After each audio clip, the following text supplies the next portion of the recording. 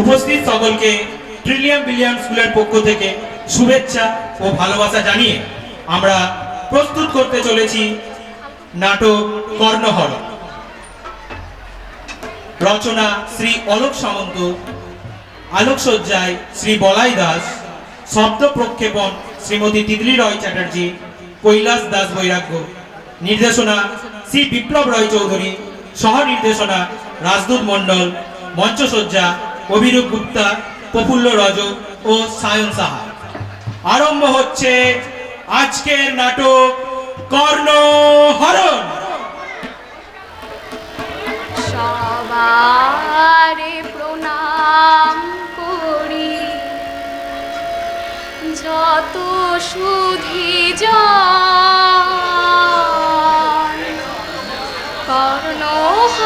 কর্ণহরণের পালা করি নিবেদন।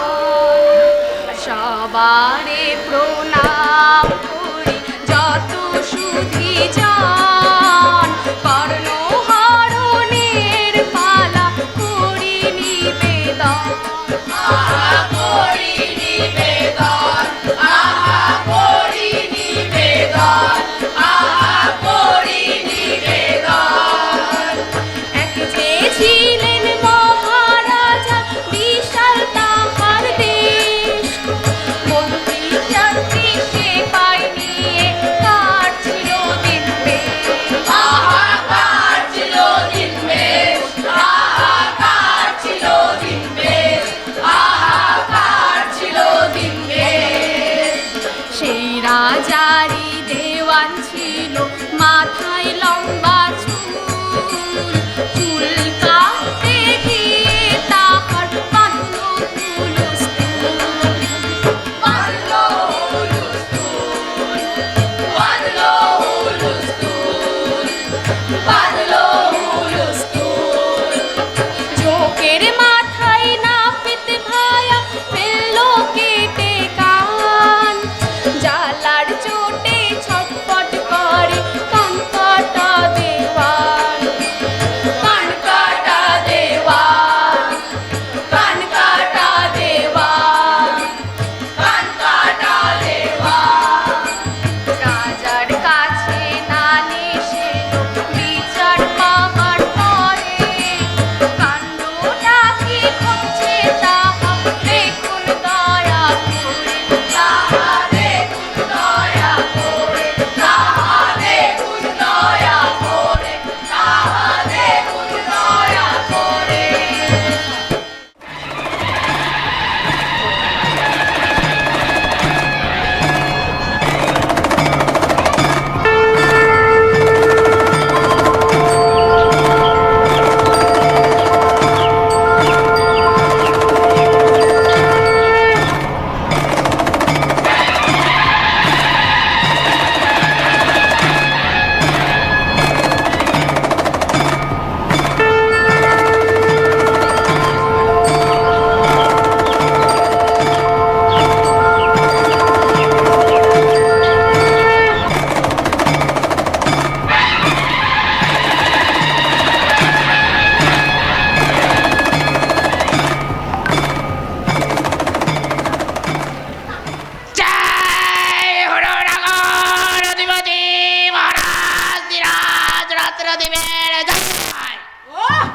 ব্যাটারা চেঁচাচ্ছে না তো?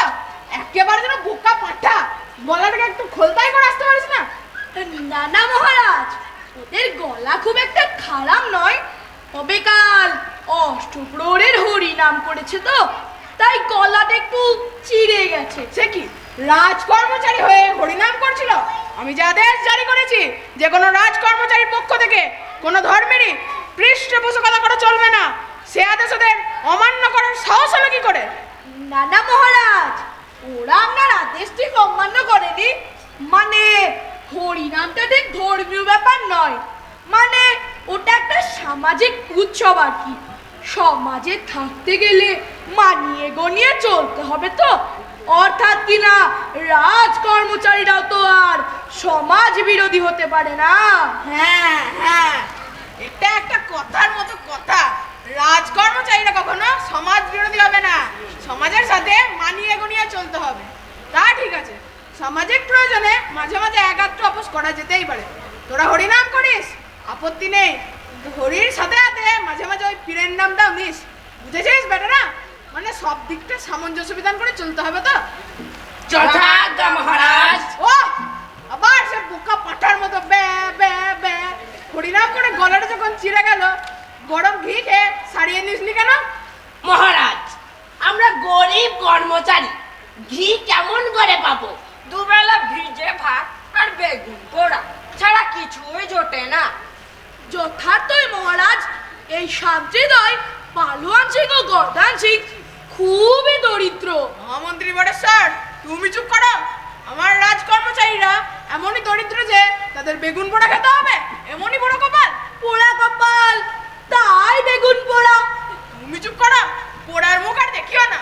এমনই অপদার্থ মহামন্ত্রী যে রাজকর্মচারীদের আর্থিক সমস্যার কোনো প্রতিবিধানই করতে পারে না। না মহারাজ, অপরাধ নেবেন না। আমি না এ ব্যাপারে ইতিপূর্বে উদ্যোগী হয়েছিলাম, কিন্তু আপনি এক আদেশ জারি করে বলেছিলেন যে সার্বিক ব্যয় সংকোচ করে সমস্ত সঞ্চিত অর্থ উৎপাদন বৃদ্ধির কাজে নিয়োগ করতে হবে। যখন বলেছিলাম তখনকার কথা বাদ দাও। তাছাড়া ব্যয় সংকোচ মানে তো আর প্রশাসনিক ব্যয় কমানো নয়। রাজকর্মচারীদের সুস্থ সবল রাখতে হলে যে পরিমাণ অর্থ প্রয়োজন সবটাই ব্যয় করতে হবে। আমি আদেশ দিচ্ছি, আজ থেকে সমস্ত সাধারণ রাজকর্মচারীদের বেতন দ্বিগুণ করে দেওয়া হলো। জয় রঘুপতি মহারাজ, রাজ রত্নদ্বীপে জয়। এই তো বেটারা, কেমন গলা খুলেছে? এতক্ষণ তাহলে পেঁয়াজি করছিলি কেন? আজ্ঞে মহারাজ, পেঁয়াজি কি করে করব? পেঁয়াজের যা দর।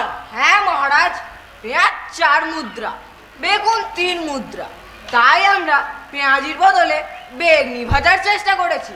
আচ্ছা আচ্ছা, উদ্ধার করেছিস। বেগনির বদলে ঘুগনি খাবি, মাংসের ঘুগনি। কিন্তু মহারাজ, সমস্ত রাজকর্মচারীদের বেতন দ্বিগুণ করে দিলে প্রায় 1 কোটি মুদ্রার প্রয়োজন হবে। এত অর্থ আসবে কোথা থেকে? সেজন্য তোমায় চিন্তা করতে হবে না, আমি কাগজের নোট ছাপিয়ে সব ঘাটতি পূরণের ব্যবস্থা করব। মহারাজ, দেশের টাকার পরিমাণ বাড়িয়ে দিলেও উৎপাদন তো আর বাড়ছে না, এদিকে জনসংখ্যাও কমছে না। তুমি চুপ করো। ব্যায়াম করে মানুষের ভুঁড়ি কমানো যায়, কিন্তু জনসংখ্যা সে কি ব্যায়াম করলে কমবে? আগে না, বোধহয় নয়। ব্যায়াম করলে মানুষের স্বাস্থ্য ভালো হয়ে যাবে, জনসংখ্যা তখন বাড়বে। তাই মানুষকে ব্যায়ামের বদলে ব্যায়াম করতে হবে। কিন্তু মহারাজ, তুমি চুপ করো। এসব হচ্ছে অর্থনীতির ব্যাপার, এসব তোমার মাথায় ঢুকবে না। দেওয়ান আসুক, আমি দেওয়ানকে সব কিছু বুঝিয়ে দেব। কিন্তু সে বেটা এত লেট করছে কেন? ও ফাঁকি বাসটাকে নিয়ে আর পারা গেল না। মহারাজ, যতদূর শুনেছি দেওয়ান সাহেব একটু বিপাকে পড়েছেন। মানে তিনি একটা দুর্ঘটনায় আটকে পড়ে গেছেন। দুর্ঘটনা? কবে হলো? কোথায় হলো? কেন হলো? সর্বনাশ, সর্বনাশ হলো মহারাজ।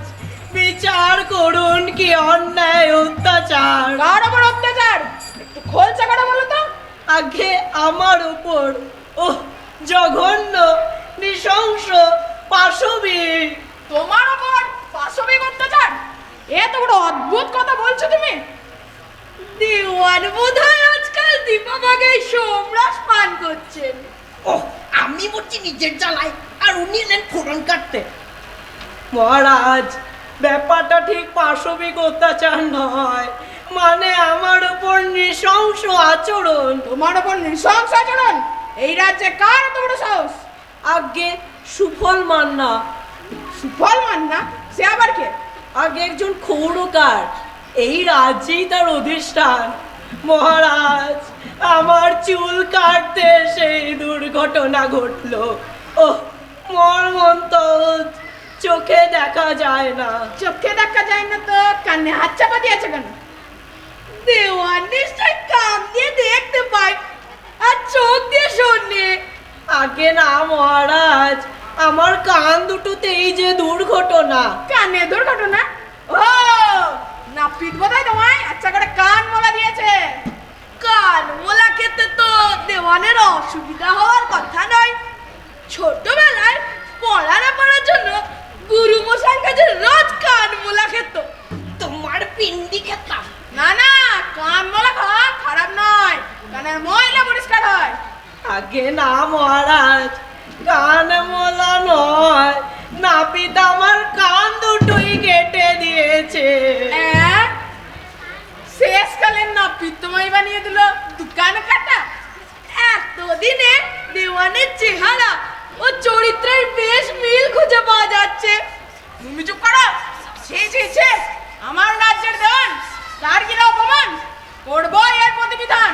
আদেশ দিন, করবই নাপিতের রক্তপাত। ঠিক বুঝিয়ে দেব, কত চালের আগে কত ধান, হেরে গেলে কাছাগুলি লাগাবো পিটান। তুমি চুপ করো। দুর্বল রাজকর্মচারী অত্যাচারী প্রজার দ্বারা নিগৃহীত, আর তুমি কিনা উপহাস করছো। আমার রাজকর্মচারীরা দুর্বল হলেও কাপুরুষ নয়, তারা লড়াই করতে জানে। এই পালন সিং, বর্ধন সিং, তোরা কি ফিসফিস করছিস না? আগে মহারাজ, আমরা ওই ওই ওই ওই ওই ওই ওই শত্রুর বিরুদ্ধে কিভাবে লড়বো তাই আলোচনা করছি। মানে মানে আমরা মিটিং করছি আর কি।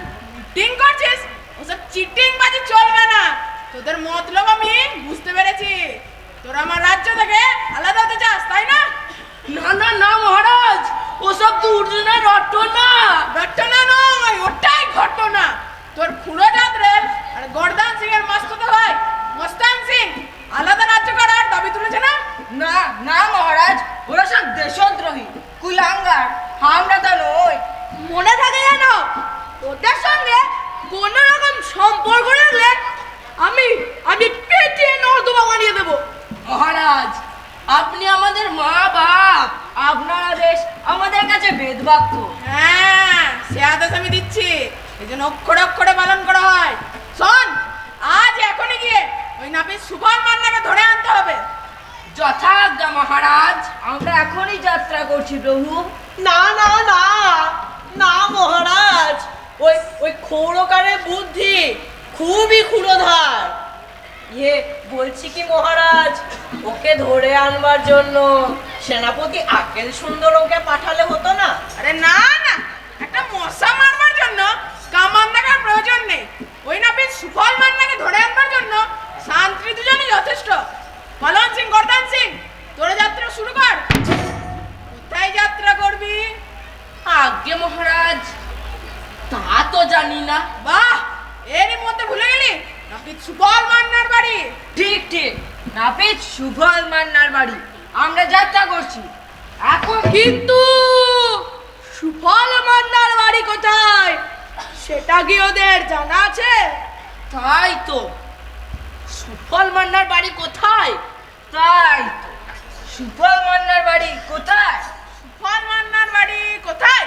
মানে তাই তো, সুফল মান্নার বাড়ি কোথায়? মনে পড়েছে, একটা গ্রামে। গ্রামের নাম মনে পড়েছে, ধুকড়ি ঝাড়া। কি না? ধুকড়ি ঝাড়া, বড় সুন্দর না। তুমি চুপ করো। হ্যাঁ, কি বললে জানো? ধুকড়ি ঝাড়া। আচ্ছা, ধুকড়ি ঝাড়া। তাহলে পালন সিং, গর্দান সিং, তোরা যাত্রা শুরু কর।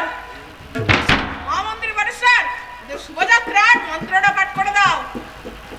যথাজ্ঞা মহারাজ।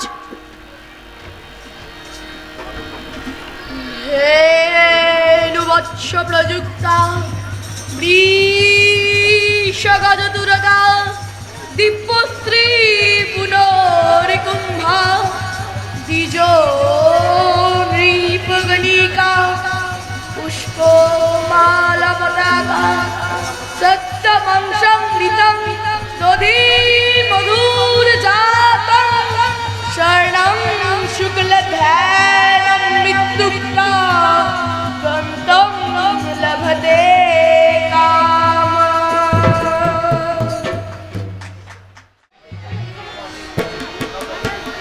রাজা দেশে শান্তি দুজন যাত্রা করে, রাজা দেশে শান্তি দুজন যাত্রা করে। চলল তারা, চলল তারা, নাচের খায়াল করে। রাজা দেশে শান্তি দুজন যাত্রা করে, রাজা দেশে শান্তি দুজন যাত্রা করে।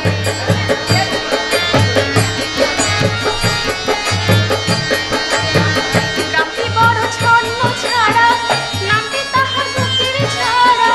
গ্রামটি বড় ছন্ন ছাড়া, নামটি তাহার বুকের ছাড়া। সে গ্রামেতে গিয়ে তারা নাপিত বেটাই ধরে, রাজা দেশে শান্তি দুজন যাত্রা করে, রাজা দেশে শান্তি দুজন সুখ যাত্রা করে।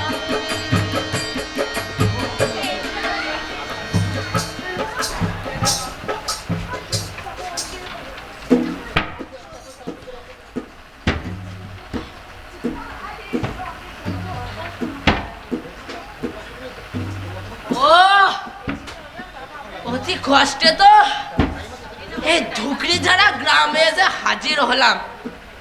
কিন্তু এই সাঁচের বেলায় নাপিত বেটার ঘর কিভাবে খুঁজে পাই বল দেখি। আমিও তো সেই কথাই ভাবছি, রাস্তায় একটা লোক নেই যে জিজ্ঞেস করব। এখন বাড়ি বাড়ি খুঁজে বের করতে হলে তো রাত ভোর হয়ে যাবে। শোন ভাই গর্দান, খুঁজে টুজে আর লাভ নেই। এই 37.5 মাইল পথ হেঁটে শরীরের তো থতমপতম অবস্থা। তার চাইতে বাকি রাতটুকু এই রাস্তায় বিশ্রাম নেই, তারপর আবার সকালে উঠে নাপিত বেটাকে বের করা যাবে। দেখ ভাই পালোয়ান, তুই হচ্ছিস বুড়বক নাম্বার 1। এই গ্রামের রাস্তায় রাত কাটালে মাঝ রাতে কুকুরে কামড়াতে আসবে, আর কুকুরের কামড় তো তুই জানিস না, নির্ঘাত এনকেফ্লাইটিস কিংবা পেটে বাতও হতে পারে। তাহলে কি করা যায় বল দেখি। শোন, ওই সামনে একটা ঘর দেখতে পাওয়া যাচ্ছে, দরজায় কড়া নেড়ে জিজ্ঞেস কর যে সুফল মান্নার বাড়িটা ঠিক কোথায়। ওই বাড়ির লোক বলতে পারে কিনা। জিজ্ঞেস করব? জিজ্ঞেস করতে গেলে আবার লাঠি নিয়ে তেড়ে আসবে না তো? আমরা অচেনা অজানা লোক, যদি চোর ভাবে। না না, চোর ভাববে না, আমাদের কেমন ভদ্রলোকের মতো চেহারা, চোর অমনি ভাবলেই হলো। তুই এগো দেখি। এগোবো? আচ্ছা, তুই যখন বলছিস একবার চেষ্টা করেই দেখি।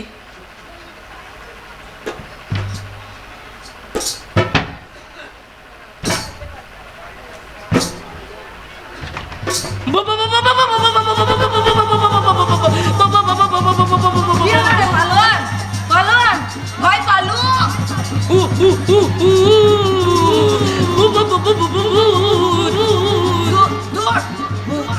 ভূত কেন হবে?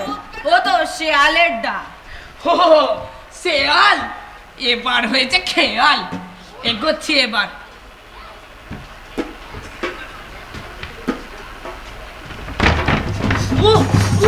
ওরে বাবা রে, গেলুম রে। কি হলো?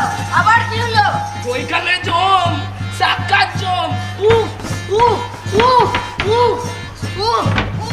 ওরে বাবা রে, বিষ পিঁপড়ে জ্বলে গেল, জ্বলে গেল।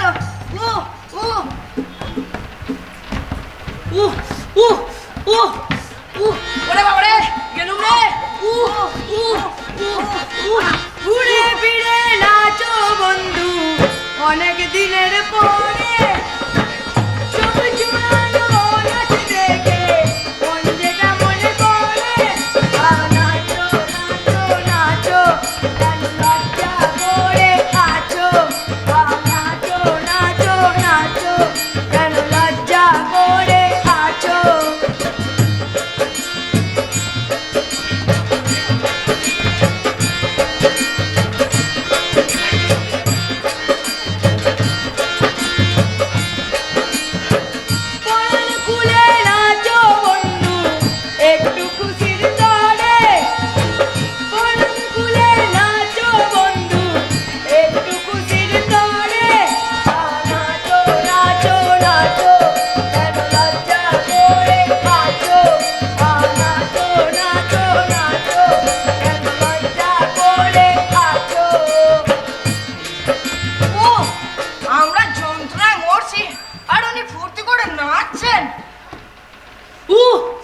ও এই এই তুই কে রে?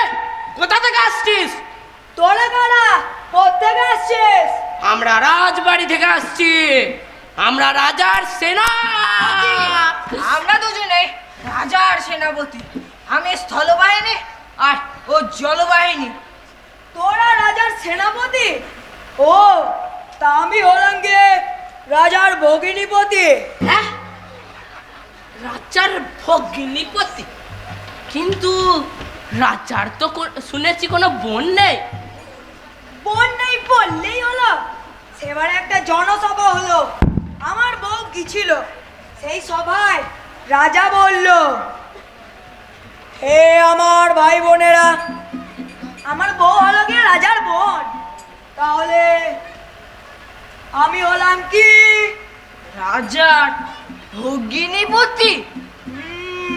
তাহলে আপনি আমাদের জামাই বাবু? পেন্নাম পেন্নাম জামাই বাবু। আরে আরে বেঁচে থাকো শালকেরা, হয়েছে হয়েছে, যুগ যুগ জিও, এবার ছাড় শালকেরা। জামাই বাবু, আমাদেরকে একটা উপায় করে দিতেই হবে। আমরা পিঁপড়ের কামড়ে মরে যাচ্ছি। পিঁপড়ে কামড়ের ওষুধ তোদের জানা নাই? আগে না জামাই বাবু।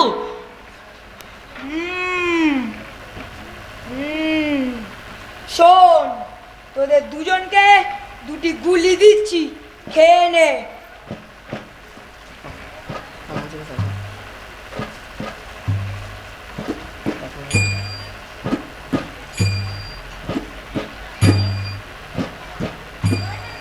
খেয়ে নে।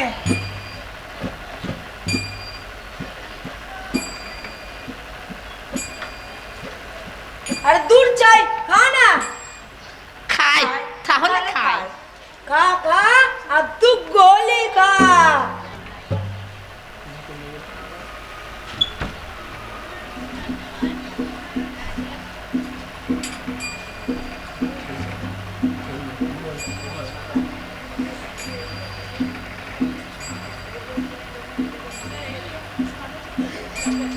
হ্যাঁ জামাই বাবু, আমাদের যন্ত্রণা সব হাওয়া। আমারও বেশ ফুর্তি ফুর্তি লাগছে, কিন্তু আমার কিরকম লজ্জা লজ্জা লাগছে। কেন লজ্জা? কেন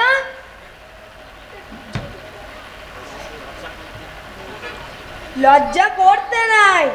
লজ্জা জ্ঞান না ভয় দিন থাকতে নয়। হ্যাঁ জামাই বাবু, লজ্জা ঘেন না ভয় দিন থাকতে নয়। আরে ঠিক আছে বাবা, আর লজ্জা করব না। কিন্তু জামাই বাবু, ভয় করব না এই কথা বললি কি করে? কেন? ভয় করব না এ কথা বলতে পারবো না। একজনের নাম শুনলে না ভয় আমাদের মুখ দিয়ে বাক্যি সরে না। সে কিনা দেওয়ানের দুটো কান কেটে নিয়েছে। বলিস কি রে? সত্যি বলছি জামাই বাবু, সেই লোকটাকে আমাদের খুব ভয় করে বলে তাকে আমরা গ্রেফতার করতে পেরেছি। একবার জেলে ঢোকাতে পারলে ব্যাস, আর ভয় বলে কিছু থাকবে না। ও, তোরা তাহলে ভয়ের হাত থেকে বাঁচার জন্য ওই ভয়ানক লোকটাকে জেলে পড়বি? তা লোকটার নাম কি? আজ্ঞে জামাই বাবু, ওই লোকটার নাম হলো সুফল মান্না। এই গ্রামেই থাকে, এই ধুকরি ঝাড়া গ্রামে। তুমি তো জামাই বাবু, মনে হচ্ছে এই গ্রামেই থাকো। তুমি নিশ্চয়ই সুফল মান্নাকে চেনো। সুফল মান্না? লোকটাকে মনে হচ্ছে চিনি চিটনি। লোকটা কিরকম দেখতে বল দেখি? আজ্ঞে জামাই বাবু, লোকটাকে আমরা কখনো আগে দেখিনি, কিন্তু দেখলে ঠিক চিনতে পারবো। হ্যাঁ, লম্বায় নিশ্চয় 7 ফুট হবে, চওড়া 7 ইঞ্চি, লম্বা পাকানো গোঁফ, পরনে হাফ প্যান্টুল আর সিল্কের পাঞ্জাবি, পায়ে কাঠের খড়ম, আর মাথায় বাদুড়ে টুপি। মনে পড়েছে, আমাদের গায়ে একজন আছে, লম্বায় তাল গাছ, চড়ায় পাটকাঠি, ইয়া পাকানো গোপ, পায়ে বাবলা কাঠের খড়ম, কিন্তু মাথায় তো তার টুপি নাই, মাথা ভর্তি টাক। আজ পর্যন্ত কেউ তাকে টুপি পরাতে পারে নাই। হ্যাঁ হ্যাঁ, তাহলে ওই লোকটাই হবে। আমরা হয়তো ডাক শুনতে টুপি শুনেছি। হ্যাঁ, যাহা বাহান্ন তাহা তিপান্ন, যাহা টাক তাহা টুপি। বাহ বাহ বাহ বাহ বাহ বাহ বাহ বাহ। যাহা টাক তাহা টুপি, যাহা রুমাল তাহা বেড়াল, যাহা আম সত্য তাহা মলমূত্র। কিন্তু আমাদের যোগসূত্রটা যে নষ্ট হয়ে যাচ্ছে জামাইবাবু, ওই লোকটার খোঁজ আপনাকে দিতেই হবে। তাকে আমরা রাজার কাছে ধরে নিয়ে যাব, বিচার হবে, তারপর জেল। কিন্তু একটা জিনিস যে গড়বড় হয়ে যাচ্ছে শালকেরা, আমি যার কথা বলছি সে তো সুফল মান্না নয়, সে হলো গিয়ে শ্রীবল কান্না। হ্যাঁ, সে কি কি করে লোকটা? কি আর করবে, আগে ফড়িং ধরে খেত, মানে ফড়িং ধরে বিদেশে চালান দিত। কিন্তু এই রাজ্যের দেওয়ান তো ফড়িং ধরে বিদেশে চালান বন্ধ করে দিয়েছে। তা এখন কি করে ওই লোকটা? কি আর করবে, ঘোড়ার ঘাস কাটে। তাহলে ওই লোকটাই হবে। ঘোড়ার ঘাস কাটতে গিয়ে দেওয়ানের কান কেটে নিয়েছে। হ্যাঁ হ্যাঁ, তাহলে ওই লোকটাই হবে। আমরা হয়তো ডাক শুনতে টুপি শুনেছি। হ্যাঁ হ্যাঁ, ওই লোকটাই হবে। যাহা শ্রীফল কান্না তাহা সুফল মান্না, তাই হবে। যাহা টাক তাহা টুপি, টাক টুপি, টুপি টাক। জামাইবাবু, তুমি আমাদেরকে ওই লোকটার কাছে নিয়ে চলো। তোরা তাকে আড়ষ্ট করবি? কিন্তু শালকেরা, আমি যা চলতে পারি না, যাব কি করে? তোমাকে আমরা কাঁধে করে নিয়ে যাব। আর তুমি শুধু আমাদেরকে ওই পথ দেখিয়ে দেবে। কিন্তু কান থেকে যদি আমি পড়ে যাই, তাহলে আমার বউ বিধবা হয়ে যাবে, রাজার বোন বিধবা হয়ে যাবে। হায় হায় হায়, রাজ্যের কি অমঙ্গল। দুঃখ করো না জামাই বাবু, বিধবার আমরা ঠিক বিয়ে দিয়ে দেবো, তা না হলে মহামন্ত্রী করে দেবো। না না, সে আমি সইতে পারবো না। না না জামাইবাবু, কোন আপত্তি আমরা শুনবো না। তোমাকে কাঁধে নেবই নেব। এই এই এই এই, তোরা করছিস কি শালকেরা? পড়ে যাবো। জামাইবাবু জিন্দাবাদ, জামাইবাবু জিন্দাবাদ, জামাইবাবু জিন্দাবাদ। এই এই, তোরা করছিস কি? তোরা নিচে দুজন, আমি উপরে এক, মানে একের দুই। এই যে ভগ্নাংশ হয়ে গেল। না না জামাইবাবু, কোন আপত্তি আমরা শুনবো না, চেপে চুপে থাকবো। ভগ্নাংশ হলো ক্ষতি নেই, লোক মাংস আমরা ঠিক ভাগ করে নেব। হায় হায় হায়, ছিলাম তিনজন, হয়ে গেলাম একের দুই, মানে অর্ধাঙ্গ। অর্ধাঙ্গ নিয়ে যে কি করে বাঁচবো? ও গো আমার অর্ধাঙ্গিনী গো, তুমি শিগগিরই এসো গো, তুমি না এলে আমি পূর্ণাঙ্গ করতে পারবো না গো। না না জামাইবাবু, কোন আপত্তি আমরা শুনবো না। জামাইবাবু জিন্দাবাদ, জামাইবাবু জিন্দাবাদ, জামাইবাবু জিন্দাবাদ। দেখো দেখো জামাই বাবু উঠেছে শাস্ত্রীদের কাঁধে, দেখো দেখো জামাই বাবু উঠেছে শাস্ত্রীদের কাঁধে। শান্তি দুটো বেজায় হবু নাচে, দেখো কেমন ছাদে, শান্তি দুটো বেজায় হবু নাচে, দেখো কেমন ছাদে। দেখো দেখো জামাই বাবু উঠেছে শাস্ত্রীদের কাঁধে, দেখো দেখো জামাই বাবু উঠেছে শাস্ত্রীদের কাঁধে। নাতি নতুন দেশে কাছে সময় কেঁদে হেসে, খুঁজবে নাতি নতুন দেশে কাছে সময় কেঁদে হেসে। একটু পরে দেওয়ান এসে ফেলবে দেখো নতুন ফাঁদে, একটু পরে দেওয়ান এসে ফেলবে দেখো নতুন ফাঁদে। দেখো দেখো জামাই বাবু উঠেছে শাস্ত্রীদের কাঁধে, দেখো দেখো জামাই বাবু উঠেছে শাস্ত্রীদের কাঁধে, দেখো দেখো জামাই বাবু উঠেছে শাস্ত্রীদের কাঁধে। জামাইবাবু জিন্দাবাদ, জামাইবাবু জিন্দাবাদ, জামাইবাবু জিন্দাবাদ। এই বেটারা, তোরা বদমাসটাকে কাঁধে নিয়ে নাচছিস, আমাদের খুব নাচ পেয়েছিল তো, তাই একটু নেচে নিচ্ছি। নাচতে নাচতে আমরা নাপিতকে খুঁজতে যাচ্ছি। আরে কোথায় যাচ্ছিস তোরা? নাপিত তো তোদের কাঁধেই চেপে আছে। ওই তো আসামি। না গো না, আমি আসামি না, আমি স্বামী, রাজার বোনের স্বামী। চপড়া বদমাইশ। আমি তো বদমাইশ নই, আমি হলাম কি রাজার শালক। আইন সেই কথাই বলে। এ বদমাইশ, আবার আইন দেখাচ্ছে। তোমার ফাইন হবে, জেল হবে। আর রাজা যদি তেমন তেমন বোঝেন তাহলে ফাঁসি হবে। বেটা ছেলে আমার কান কেটে নেওয়া।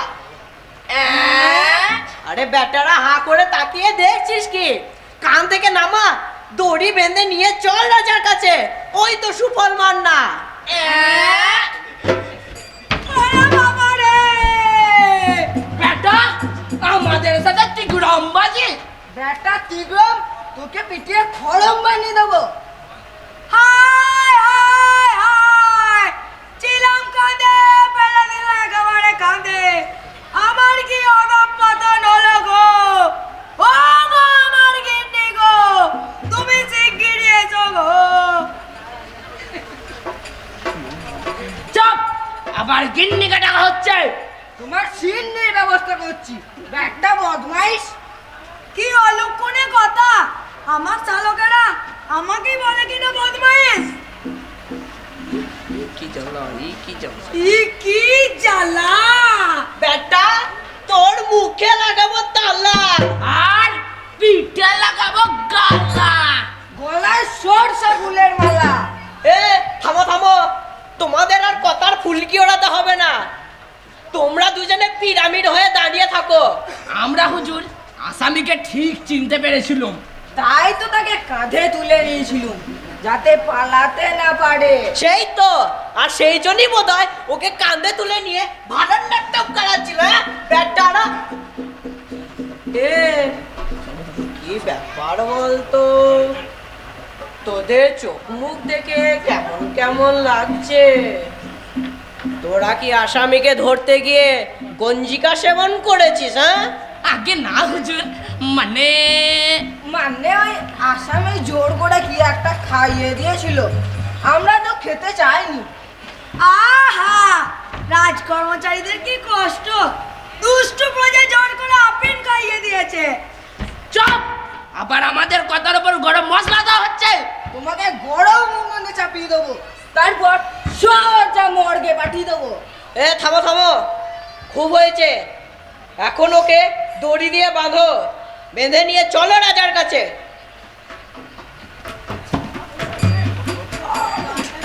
গাটাকে ভালো করে বাঁধবি। ওরে বাবা রে! ভালো করে বাঁধ, যাতে করে পাল্লাতে না পারে। ওরে বাবা রে! ঠিক করে হাতগুলো হাতগুলো ভালো করে বাঁধ, ভালো করে বাঁধ। ওরে বাবা রে! ভালো করে। হ্যাঁ। ওরে বাবা! ওরে বাবা রে! ছিলাম স্বর্গে, নিয়ে যাচ্ছে মর্গে। চুপ বেটা, চুপ চুপ চুপ। চল চল। কালে নাপিত ভায়া পড়লো অগা জলে, শেষকালে নাপিত ভায়া পড়লো অগা জলে। কোমরে তার দড়ি বেঁধে শান্তি দুজন চলে, কোমরে তার দড়ি বেঁধে শান্তি দুজন চলে। রাজার কাছে গেলে পরে ফেলবে জাঁতা কলে, পড়লো অগা জলে, পড়লো অগা জলে, পড়লো অগা জলে। রাজা মশাই বিজ্ঞ পুরুষ, ন্যায় বিচারে সিদ্ধ, প্রশ্ন বানে নাপিত ভায়ায় করেন তিনি বিদ্ধ। জবাব দিতে ব্যর্থ হয়ে চক্ষু ছলো ছলে, দণ্ড দিতে রাজা মশার হৃদয় নাহি টলে, পড়লো আগা জলে, পড়লো আগা জলে, পড়লো আগা জলে।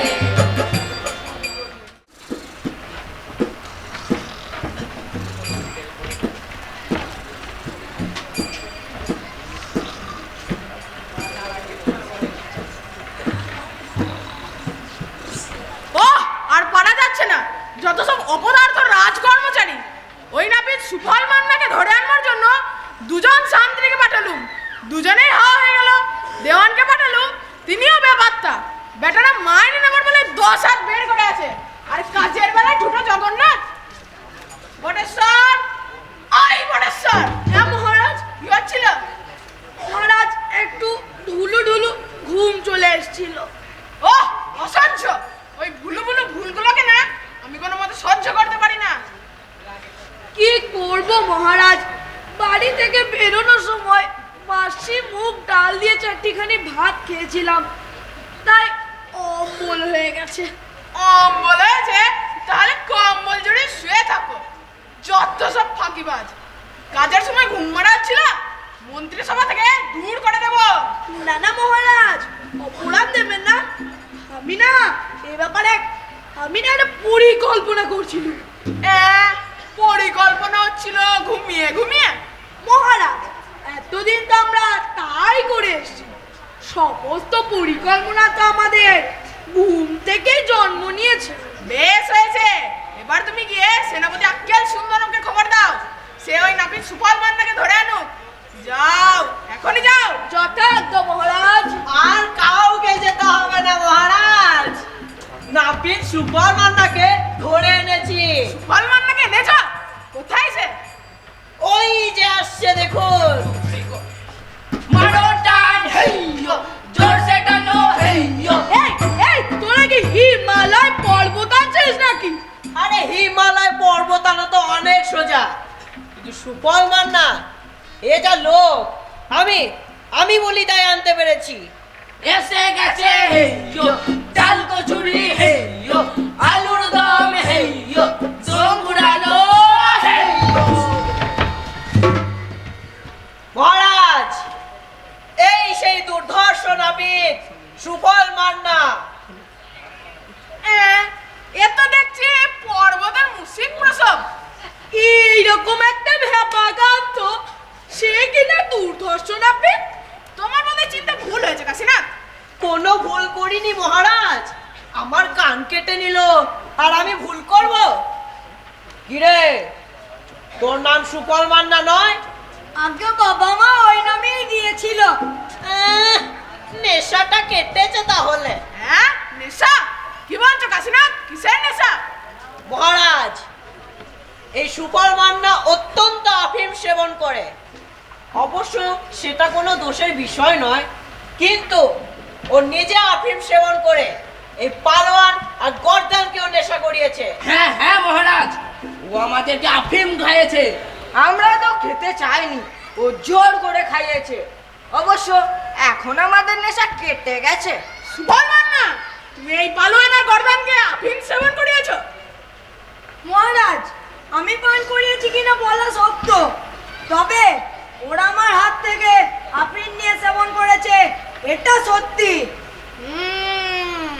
তাহলে প্রথম অপরাধ প্রমাণিত হলো। বটেশ্বর লেখো, অপরাধী সুফল মান্না বলপ্রয়োগ করে রাজকর্মচারী পালোয়ান ও গর্দানকে আফিম সেবন করিয়েছে। মহারাজ, আফিম খাওয়ার ইচ্ছা শান্তিদের হয়েছিল কিনা একবার জিজ্ঞাসা করলে হতো না?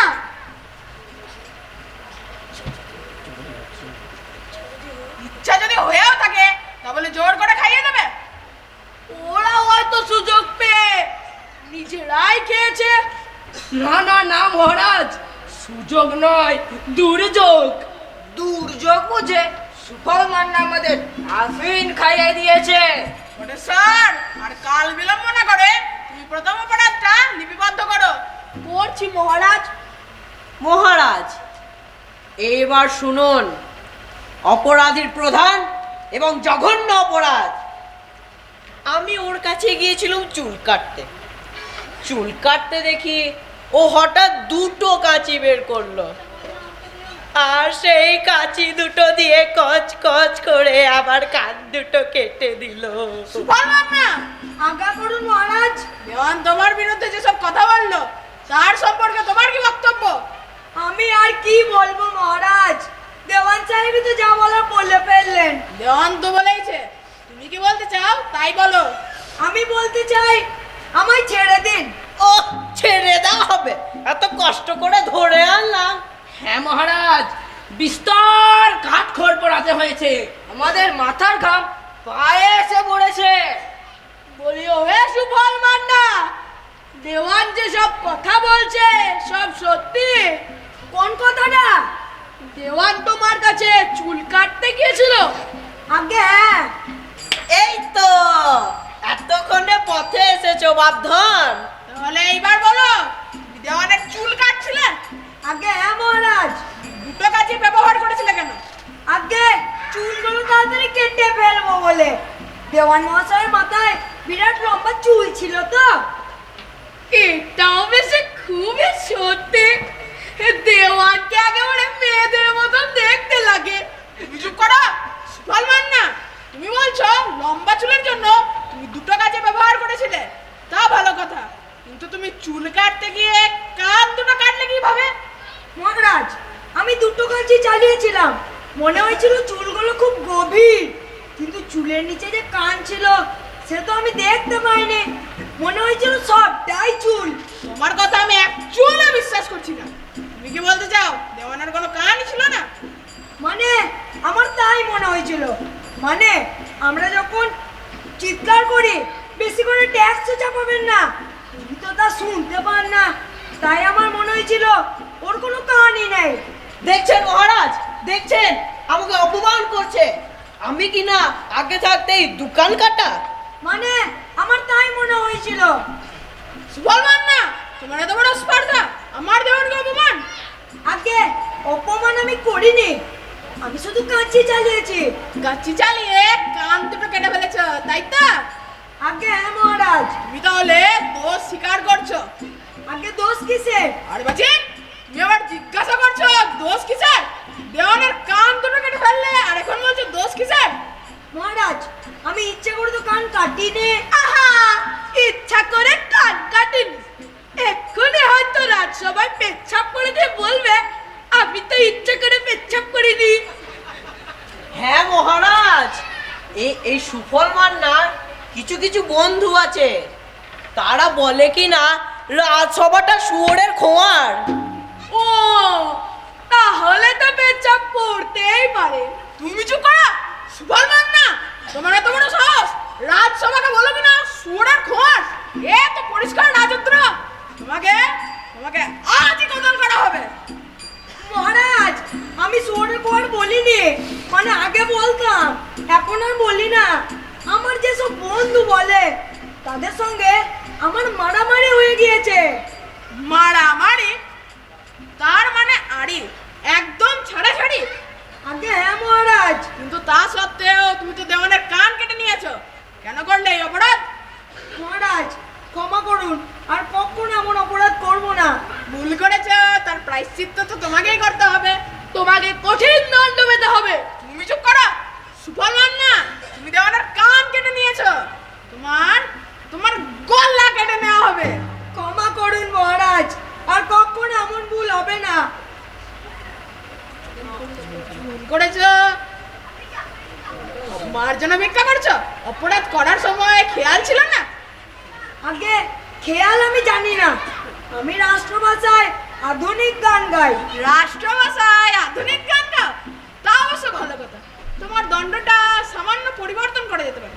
মহারাজ, দণ্ড পরিবর্তন করলে জনগণ ভাববে আমরা অপরাধীর সামনে দণ্ডবৎ হয়েছি। আরে ধর, জনগণকে গুলি মারো, আমি অপরাধীকে নতুন শাস্তি দিচ্ছি। সুফল মান্নার দুটো কান কেটে নাও। অমন শাস্তি দেবেন না মহারাজ। চুপ! কান কাটা শাস্তি, কান কাটা। তুমি চুপ করো। মহারাজ আমার কান কাটলে যে মহাপাপ হবে। মহা পাপ হবে? কেমন পাপ হবে শুনি? মহারাজ আমার এই কানটা মানত করা আছে, মা কালীর কাছে। ঠিক আছে, একটা কানই কাটবো, ডান কান।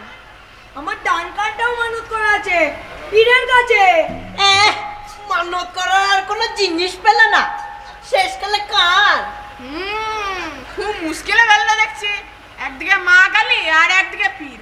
মা কালীকে চটালে হিন্দুরা খানা নিয়ে তেড়ে আসবে, আর পীরকে চটালে মুসলিমরা নিয়ে আসবে তরোয়াল। আরে চাপা দাঁড়াই কথা। মহারাজ, এক কাজ করলে হতো না? সুফল মান্নার যখন কোনো কানই কাটা যাবে না, তখন ওর ছেলের কান কেটে না হোক। আগে আমার কোনো ছেলে নেই। তাহলে কি সব মেয়ে? আগে আমার ছেলে কিংবা মেয়ে কিছুই নেই। কি আশ্চর্য! এই জনবিস্ফোরণের যুগে তোমার কোনো সন্তান নেই? এটা একবারে উৎকৃষ্ট ব্রিকেট, মানে ফার্স্ট ক্লাস গুড। তুমি চুপ করো। সুফল মান্না, তুমি সত্য বলছো? তোমার কোনো সন্তান নেই কিংবা হবে না? মহারাজ, নেই এইটুকু বলতে পারি, কিন্তু হবে না এটা বলি কি করে? কেন কেন, আপত্তি কিসে? মানে মাস 6 বাদে আমার স্ত্রীর বাচ্চা হবে। এই তো ইউরেকা! শোনো কাসিনা, সুফল মান্নার স্ত্রী সন্তান জন্মাবে আর 6 মাস পরে। সুতরাং সেই সন্তানের কান আমরা কেটে নেব। মহারাজ, যা শাস্তি দেওয়ার আমাকে দিন, আমার ভাবি সন্তানকে দেবেন না মহারাজ। চুপ, এখন কান্দুনি গাওয়া হচ্ছে। শোনো সবাই, নাপিতের ছেলের কান কেটে নেওয়া হবে আর 6 মাস পরে। সুতরাং সৈন্যদক্ষ আক্কেল সুন্দরমকে নাপিতের বাড়ি ঘিরে ফেলবে, আর নাপিতের বাড়ির সামনে বসবে সংস্কৃতি সম্মেলন, অস্ত্র চর্চা, ধর্ম চর্চা এবং পানাহার। 6 মাস ধরে এই মেলা মানে সম্মেলন চলতে থাকবে। আমরা সর্বধর্ম সমন্বয় করে ছেড়ে দেব। তুমি চুপ করো। তারপর যে মুহূর্তে সুফল মান্নার স্ত্রীর একটা সন্তান জন্মাবে, ঠিক সেই মুহূর্তেই সেনাপতি আক্কেল সুন্দরমকে সেই সন্তানের কান দুটো কেটে নেবে। না না মহারাজ, অমন আদেশ দেবেন না। মহারাজ, ওই কান কাটার দায়িত্ব আমাকেই দিন, আমি প্রতিশোধ নেব। রক্তের বদলে রক্ত, কানের বদলে কান। তুমি চুপ করো। শোনো সবাই, আমার আদেশ আর বদল হবে না। এখনই সৈন্য দক্ষ আক্কেল সুন্দরমকে খবর দাও, আর দেশে যত সংস্কৃতি বিশারদ আছেন, অস্ত্র বিশারদ, ধর্ম বিশারদ এবং পানাহার বিশারদ, সবাই যেন নাপিতের বাড়ির সামনে হাজির হয়। মানে ভাবি সন্তানের জন্য উপযুক্ত পরিবেশ রচনা করতে হবে তো। জয় মহারাজ রত্নদ্বীপের জয়। রাজা মশার আদেশ হলো নাপিত ভায়ার তরে, দেওয়ান যেন তার ছেলেকে দোকান কাটা করে।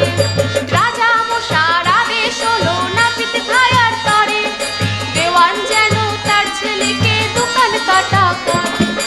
আদেশ করে, আদেশ করে রাজা মশাই, আদেশ করে, আদেশ করে, আদেশ করে রাজা মশাই, আদেশ করে।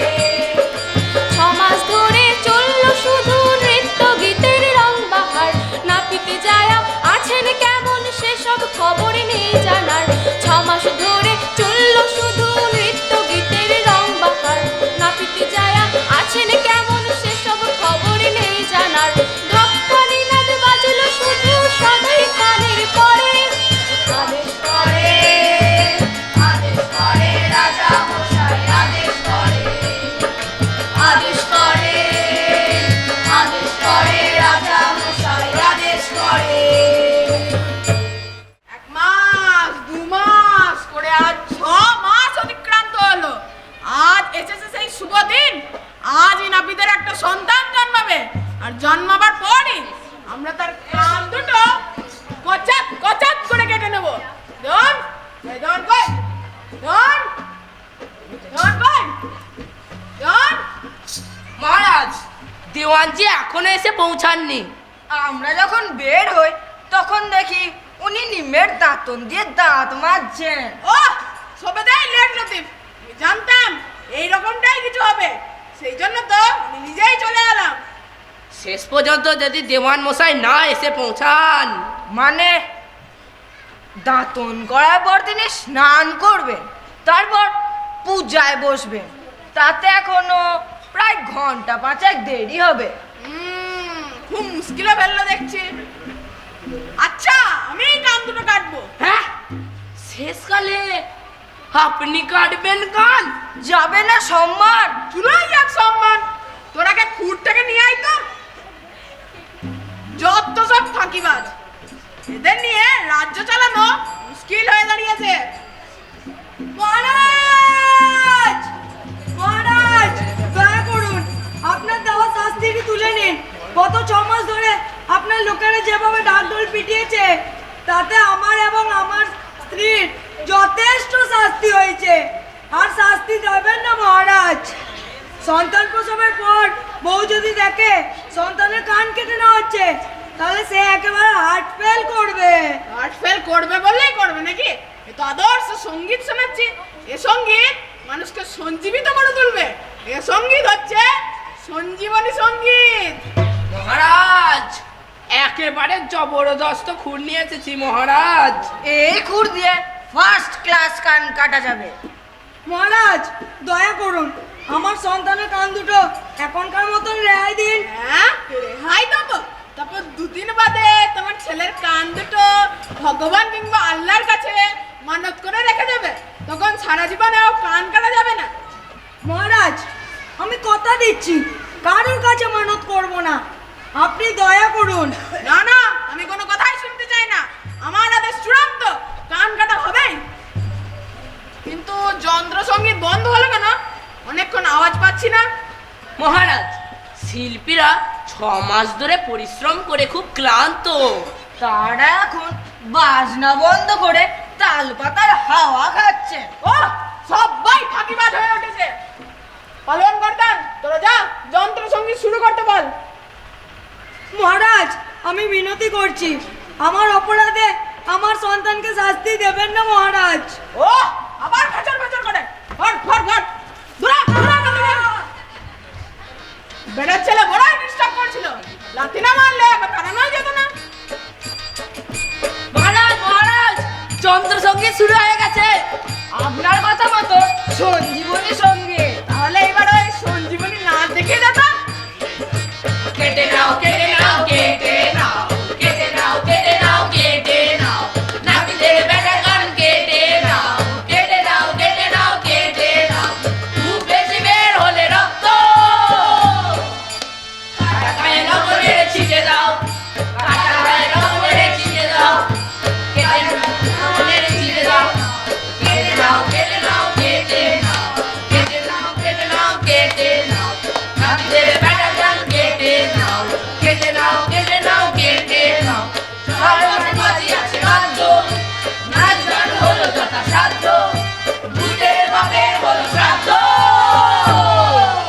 কান কেটে ব্যান্ডেজ সেটে দাও, কান কেটে ব্যান্ডেজ সেটে দাও, কান কেটে ব্যান্ডেজ সেটে দাও, কেটে নাও, কেটে নাও, কেটে নাও, কেটে নাও, কেটে নাও, নাপিতের বেটা কান কেটে এই বাজনা বন্ধ করুন, আপনার পায়ে পড়ি মহারাজ। আবার ডিস্টার্ব করতে এসেছিস? মহারাজ নতুন সন্তান জন্মগ্রহণ করছে, অন্তত কিছুক্ষণের জন্য বন্ধ করুন। না না, কিছুই বন্ধ হবে না। ঘর ঘর ঘর নাপিতের বেটা কান কেটে ঘর, ঘর, ঘর, ঘর। কেটে নাও, কেটে নাও, নাপিতের বেটা কান কেটে নাও, কেটে নাও, কেটে নাও, কেটে নাও, নাপিতের বেটা কান কেটে নাও, কেটে নাও, কেটে নাও, কেটে নাও, নাপিতের বেটা কান কেটে নাও। নতুন সন্তান জন্মেছে মহারাজ। হ্যাঁ, সন্তান জন্মেছে? দে দে দে, দাও দাও, কান দুটো কেটে দি। না, আমি কাটবো কান। ওরখানে আমাকে দিন। তুমি কাটবে? তুমি? ও তা বেশ বেশ, এই নাও।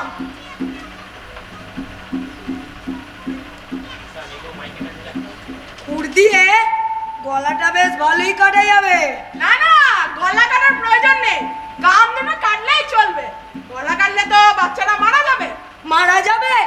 জন্মাবার আগেই বাচ্চারা মারা গেছে মহারাজ। এই দেখুন। হ্যাঁ, মৃত সন্তান, কি অমঙ্গল। ওরে বাবারে, চল কেটে পড়ি। রাম রাম রাম রাম রাম রাম রাম রাম রাম। এর জন্য আপনিই দায়ী। তাই আজ আপনার গলা কেটে, আপনার রক্ত দিয়ে আমার মৃত সন্তানের তর্পণ করব।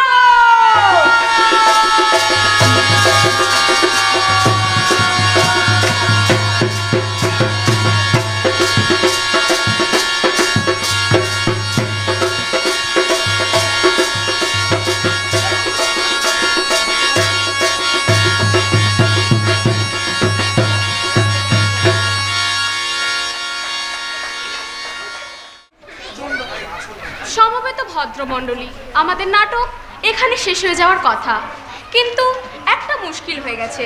আমাদের নাটক যদি এখানে শেষ হয়ে যায় তাহলে মহারাজ রত্নদ্বীপ খুন হয়ে যান আর আমাদের দলের সকলেরই হাতে হাত করা পড়ে যাবে।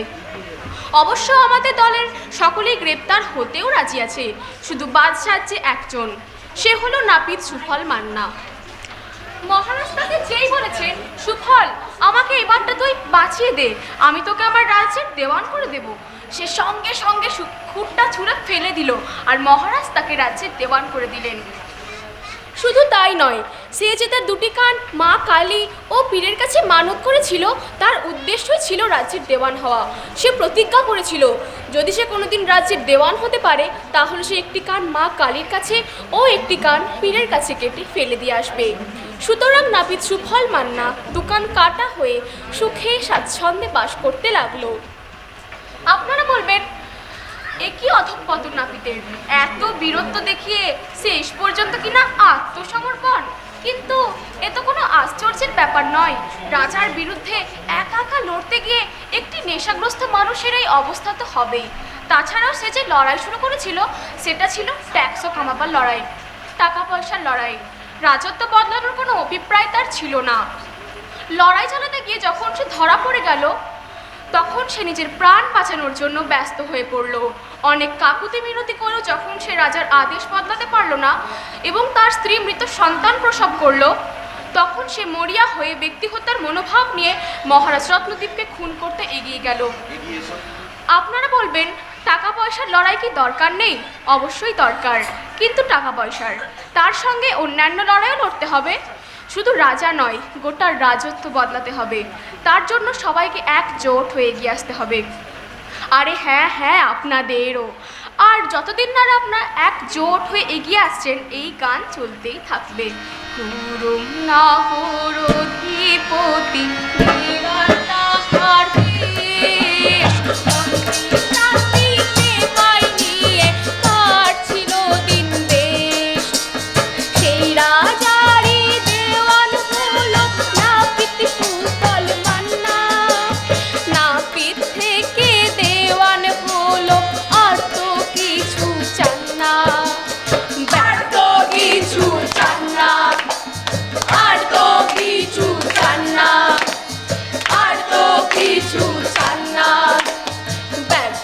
হবার সাজ ছিল, হয়ে গেল মেষ, কর্ণহরণের পালা আপাতত শেষ।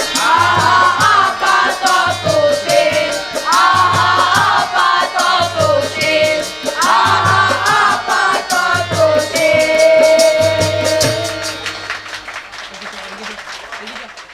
এতক্ষণ আমরা নাটক কর্ণহরণ উপভোগ করলাম। এইবার সময় নাটকের কুশীলবদের সাথে পরিচিত হওয়া। শান্তিদয়ের ভূমিকায় কৃষ্ণেন্দু মণ্ডল ও শঙ্খ সুব্রতদেব, কাশীনাথের ভূমিকায় অনুগল্প হালদার, সুফল মান্না, অনিরুদ্ধ কেশ, মহামন্ত্রী বটেশ্বরের ভূমিকায় অরিন ঘোষ, মহারাজার ভূমিকায় খণ্ডেগড় ঈশান আলী এবং আমাদের সকলের প্রিয় সূত্রধরের ভূমিকায় অনন্যা দাস।